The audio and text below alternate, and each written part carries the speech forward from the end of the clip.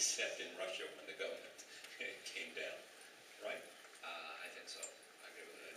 But I think there will be more and more opportunities in the internet as we go forward. You do? With huge wealth accumulation. Where will it be, though?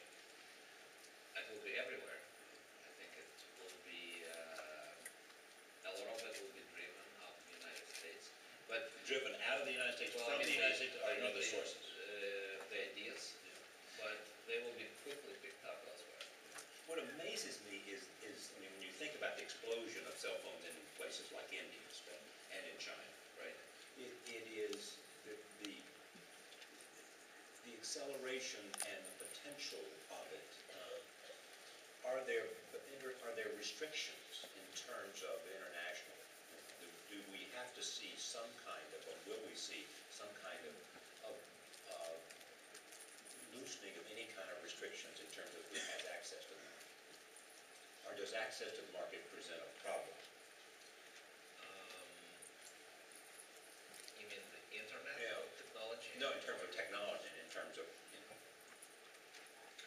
Well, I think there will be a Google-related issue.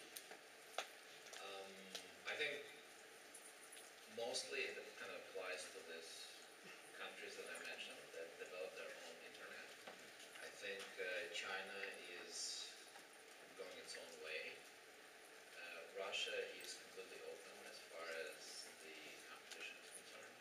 You can, like Facebook is competing with a whole bunch of local networks. That's different from China. Google is competing, because Facebook is just blocked in China. In Russia, the You think market that will is completely change? open. That's exactly my point. You think that will change? In Russia or China? China first. I don't know. It's a tough question. In Russia? I don't see any signs of that. Finally, the notion that Mark has been speaking to in the Washington Post, privacy. Right. Where are we? I think the definition of privacy is changing as everything else. I think people view privacy now different as opposed to 5 years ago. Just because I've mentioned the statistics, there's something that's called Zuckerberg law, and this is similar to Moore law, and it states that every 12 to 18 months, the amount of information that's being shared between people is doubling. So that basically means that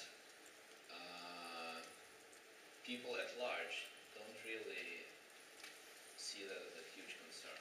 But when they do, I think Facebook is providing the tools for you to limit access to information. And I think this article that you mentioned today is about making this tool just more visible on the site. You have said, and I close this, I know that we're over, and I never figured out why I went over.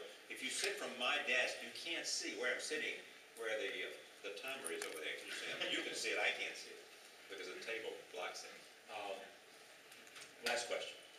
You want to be in this like Warren Buffett. You want to be a value investor, and you want to be in it for the long time. So, but a long time means until the IPO. How do you define a long time? A long time is a long time. I think the companies that we're investing in are in this, 5, 10, 15-year trend. And ideally, I would like to, stick around for a long time to see these companies become big and prosper. Half the people you told me that worked for you previously worked at Goldman Sachs? Yeah, that's correct. Half? No, more than half. More than half. What percentage? 75. 75. So what is it that is in the water over Goldman Sachs that makes you want to hire these people? Because they didn't give me a job 10 years ago when I applied. So you want to steal everybody? Yuri Milner.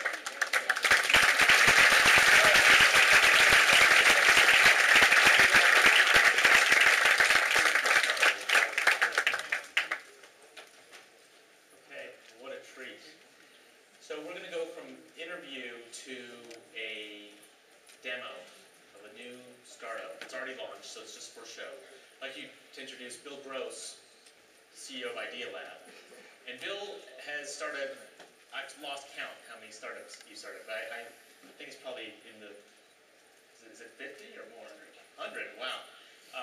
And one of his better known startups from almost a decade ago was Go2, which became Overture, which Yahoo bought.